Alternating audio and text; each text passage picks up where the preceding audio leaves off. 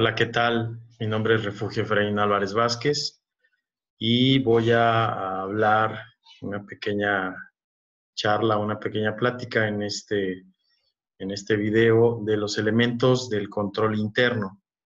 Pues la idea es explicar el control interno, su importancia, sus elementos y evaluación aplicable en un sistema integral de información. Voy a compartir una presentación y pues iniciamos. Déjenme pasar a compartir primero la presentación en PowerPoint y luego vamos a revisar una en Excel. Será breve el curso, trataré de ser breve. Bueno, la importancia del estudio y evaluación del control interno.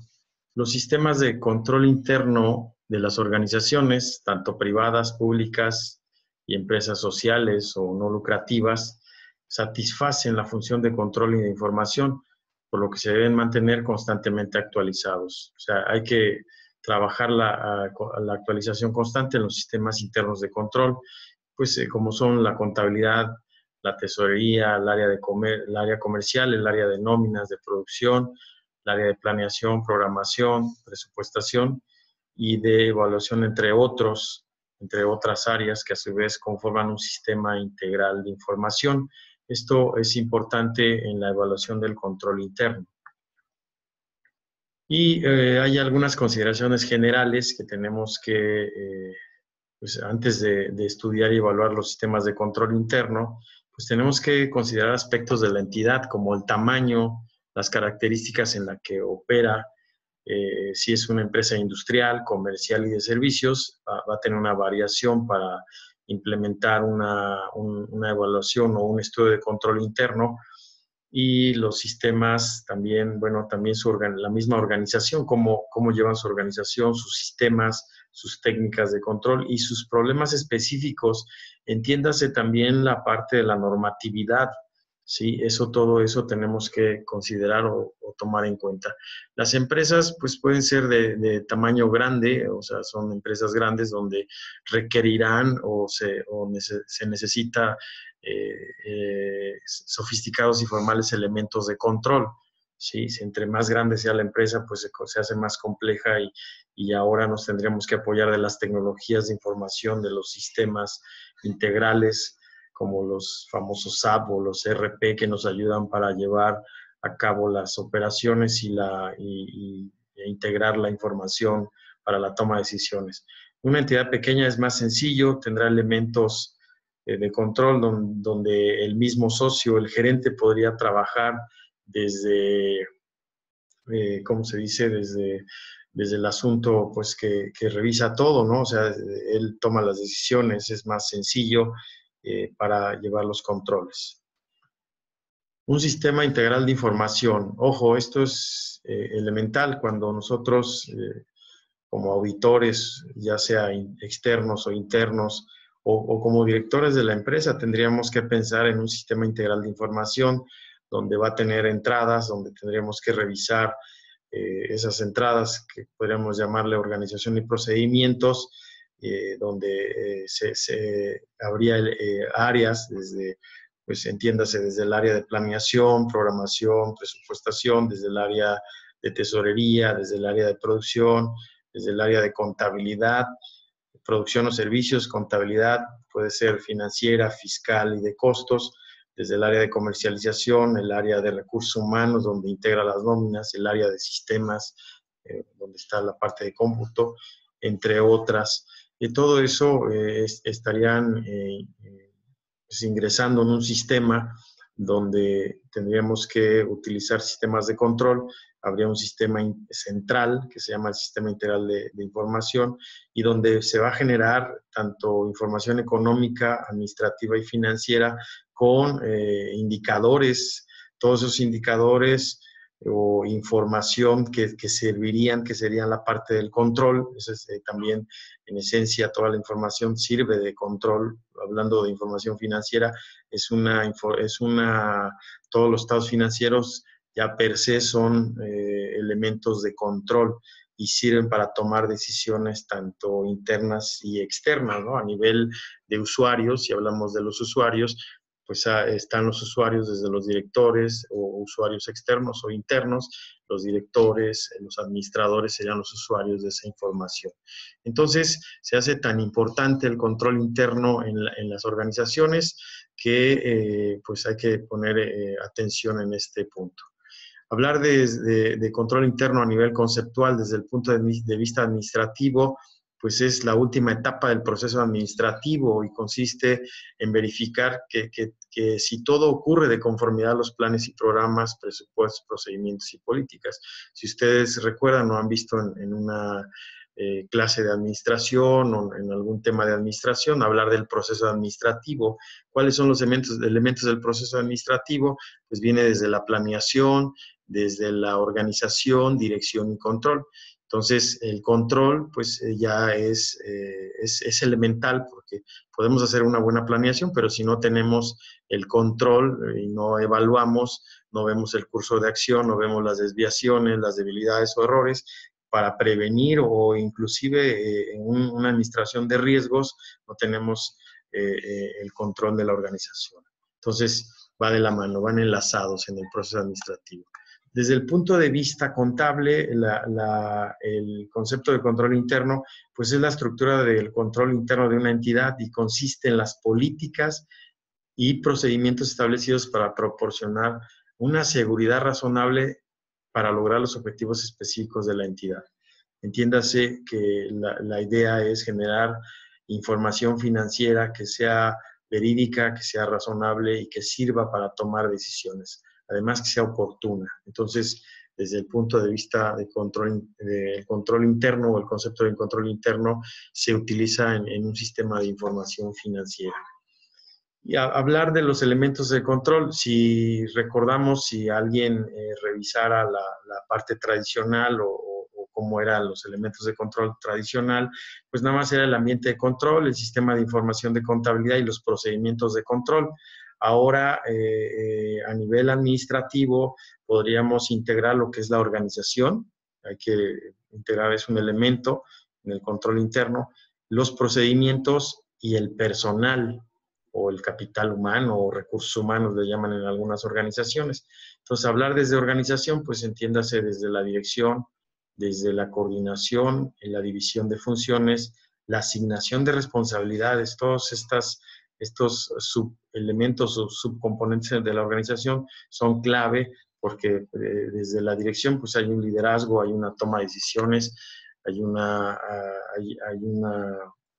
representante o hay un director que tendría que confiar en sus colaboradores, pero debería estar evaluando pues esas acciones, ese curso de acciones en la planeación desde unos indicadores para pues, lograr los objetivos de la misma empresa, desde una coordinación, desde una división ¿cómo se llama?, de funciones y una asignación de responsabilidades. Esto es importante. Cuando hacemos una evaluación del control interno, tendríamos que revisar todos estos elementos a nivel administrativo que se lleven a cabo y que estén bien por la cuestión, porque si no hay una buena asignación de responsabilidades, pues desde ahí viene la problemática, ¿no?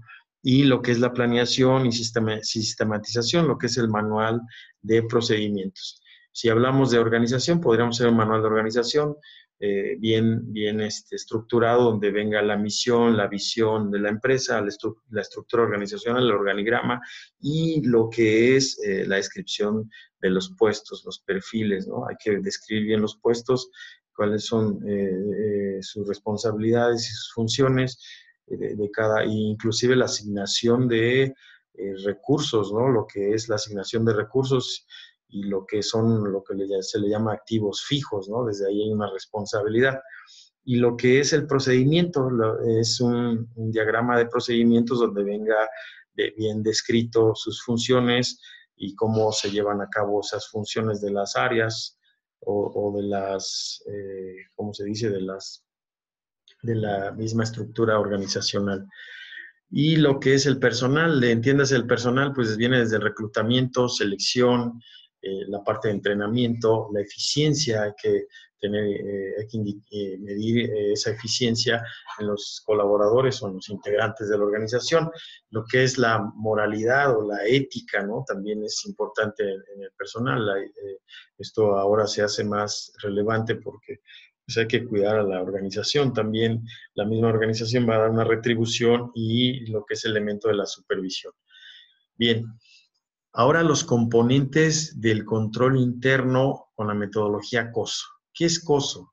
COSO, hay varias metodologías para evaluar los riesgos, pero COSO es un estándar internacional, es un estándar que fue creado por la Comisión Voluntaria, que está constituida por representantes de organizaciones del sector privado en Estados Unidos. Y la idea es proporcionar un liderazgo intelectual frente a tres temas importantes, que es la gestión de riesgo empresarial, el control interno y la disuasión del fraude.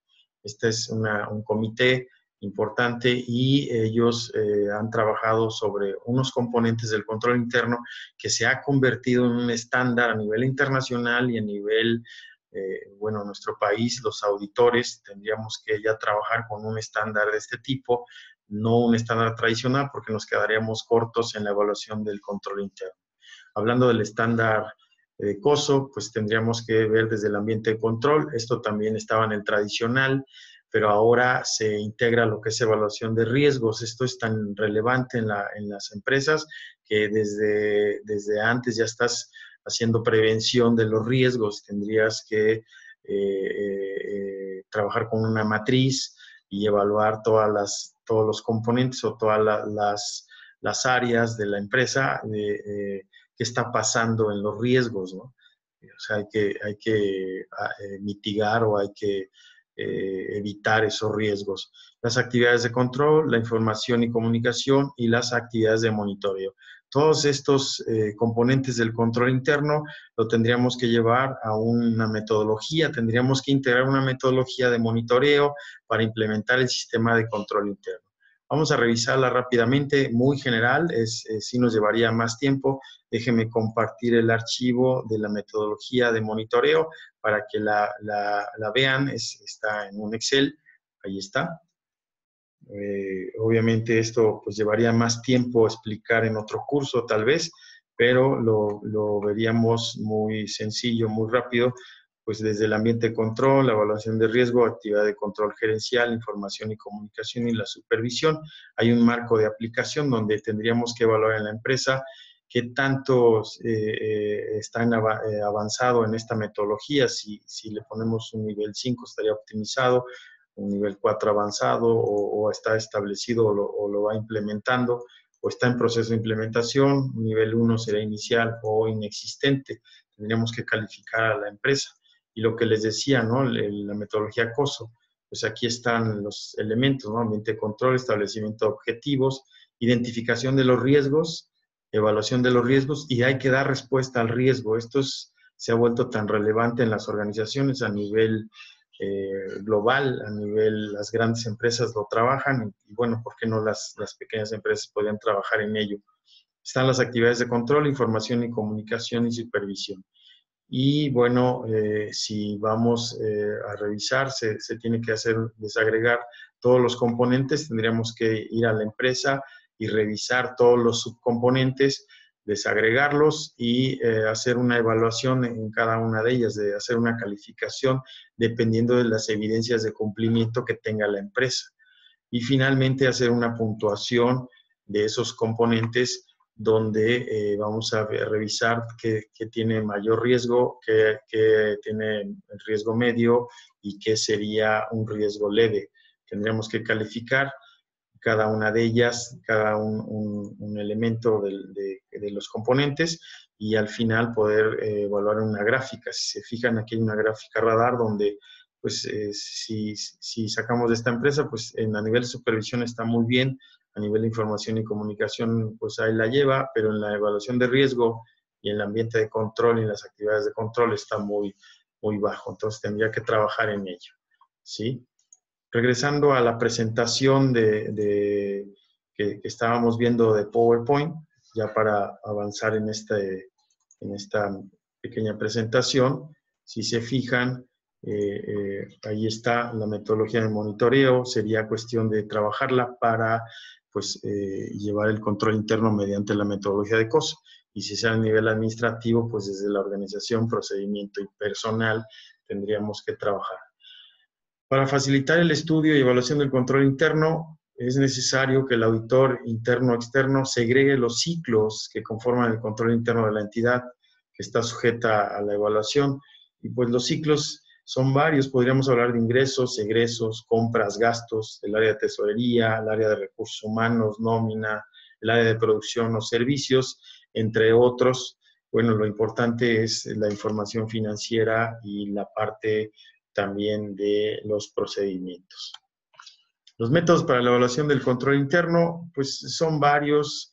Hay que el auditor o quien le toque hacer el trabajo de evaluar el control interno, pues debe plasmarlo en papeles de trabajo. La idea es comprobar que se cumplió con la norma que obliga al auditor a examinar el control interno, hablando del auditor, ¿no? Si hablamos del director o el auditor interno, pues también tendría un cumplimiento ante el comité de auditoría o la comisión o el comité de riesgos, o el mismo consejo de administración o el gobierno corporativo en este caso. Hay que fundamentar el alcance o extensión de sus pruebas de auditoría, así como la oportunidad de las mismas, probar su estudio en caso de conflictos, facilitar el trabajo de posteriores auditorías. Esto es elemental. Los auditores, cuando llegamos a una empresa, pues nos ayuda mucho este estudio que hace el auditor anterior o la parte interna. Y auxiliar en la supervisión del trabajo de los ayudantes, entre otras variables que nos ayudarían. Los métodos más comunes que existen para evaluar el control interno son los siguientes: método descriptivo, método de cuestionarios, método gráfico y detección de funciones incompatibles. Esto podríamos revisarlo en otro curso más a detalle, cada uno de ellos de manera práctica, en qué consiste.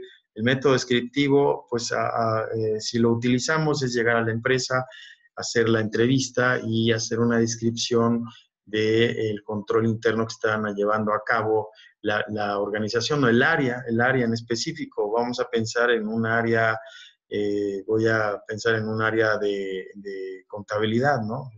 Vamos a ir al área de contabilidad, pues tenemos que evaluar el área, tenemos que hacer la entrevista con el contador y revisar qué tipo de contabilidad está llevando, si está cumpliendo con las obligaciones tributarias, si está cumpliendo a tiempo con los reportes financieros, si está aplicando las normas de información financiera, entre otras cosas. El método de cuestionarios, aquí lo que tenemos que hacer es un pequeño o un cuestionario según la empresa, sea pequeño o grande, dependiendo, tendríamos que integrar las preguntas y entonces vamos a la empresa y vamos haciendo preguntas al área específica y obviamente se va contestando con una respuesta. Igual el método gráfico, aquí sí se utilizan los diagramas de flujo. Tendríamos que trabajar con diagramas de flujo, se puede hacer con un sistema y describir cómo llevan el control interno, pero de una manera gráfica. Y la detección de funciones incompatibles, aquí es una especie de metodología donde vamos a describir cuáles son las funciones del funcionario, del colaborador o del empleado o del operador y luego pues qué tanto las están cumpliendo, hay que evaluar y si es incompatible, ¿qué es esto de incompatible? Si está desviándose o está haciendo otras funciones, que eso generaría un riesgo. Bien, con esto concluimos esta charla o esta pequeña plática. Revisamos los elementos del control interno desde el punto de vista a nivel administrativo, desde los componentes de COSO y finalmente los métodos de control interno. Espero les ayude esta pequeña plática. Ya estaremos más adelante trabajando en otras pequeñas charlas. Podemos ver los métodos a detalle, los métodos de control interno o la metodología de riesgos. Muchas gracias por su atención.